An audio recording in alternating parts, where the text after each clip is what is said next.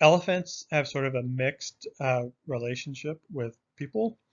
Um, Elephants in some areas are revered, in other areas they can cause significant crop damage. Here, our farmers are very well aware of the damage that white-tailed deer can cause, and that causes some people to be intolerant of them. Imagine an animal the size of an elephant and the type of damage that it can cause to crops, particularly for subsistence farmers that are planting crops not necessarily to sell, but just to live on. So these large animals can cause significant crop damage, and because they're gregarious, they come in herds and can really cause some troubles for farmers in these areas.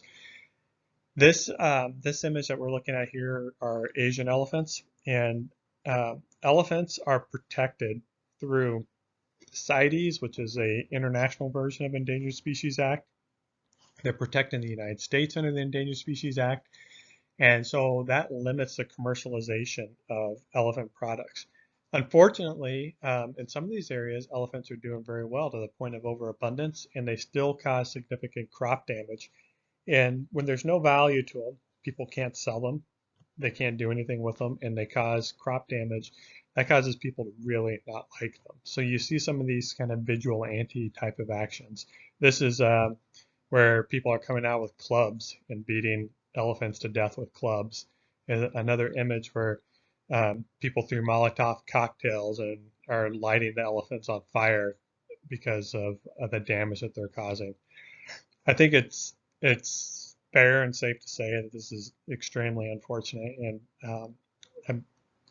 ethically, I find this very distasteful that these animals are devalued to a point that people are willing to do this. And I think this can lead into larger policy debates about if these animals are causing issues, and if they're this abundant, then perhaps we should provide avenues so that there's still value for them. Historically, elephants were valued for ivory. Uh, Ivory can be made into beautiful pieces of art and jewelry and such. And um, the harvest of ivory, the unsustainable harvest of ivory, led to significant declines in elephants. Under current wildlife management practices, this doesn't seem to be much of a concern anymore. However, we still prohibit the commercialization of ivory. So this unfortunately takes away some of the economic incentive to even keep them around when they're causing crop damage like we saw in the previous slide. Uh, Ivory, there's still a market for ivory, and it's a sort of an underground type of market now. So there is still some poaching that happens, particularly in African nations.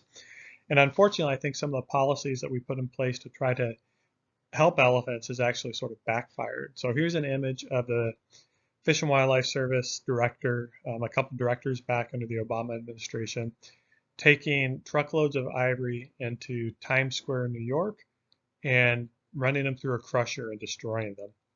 Um, Along with that campaign, large stores of ivory in Africa were taken and burned. And this was done to sort of devalue what the devalue ivory with the idea that that might help protect elephants that were still being persecuted in parts of Africa for their ivory. Unfortunately, what happens isn't a surprise to anybody that's familiar with economics and supply and demand. If you take a large proportion of the ivory that's out there and destroy it, remove it from the market, then the remaining ivory all of a sudden increases in value because there's not as much of it around. And so these sort of actions have actually led to increased poaching issues. If that ivory that was burned in that previous slide was made available into markets, that can very quickly flood a market and then just do away with the value of ivory. But unfortunately, these sort of well-intentioned policies end up having a negative effect. Um, Another way to think of this example would be fur markets. And you know that I'm very interested in issues around wild fur. At one point, foxes were harvested heavily in the United States, and their populations weren't doing very well. And as opposed to take an approach where we prohibited the take of foxes, foxes were farmed and they were ranched to the point now that there's millions of foxes that are raised, and these go into the fur markets, sort of flood the fur markets. So because they're so readily available using modern conservation practices, that's resulted in decreased demand for wild foxes. It's unfortunate that we don't have something like that for elephants that really have some significant conservation needs and concerns.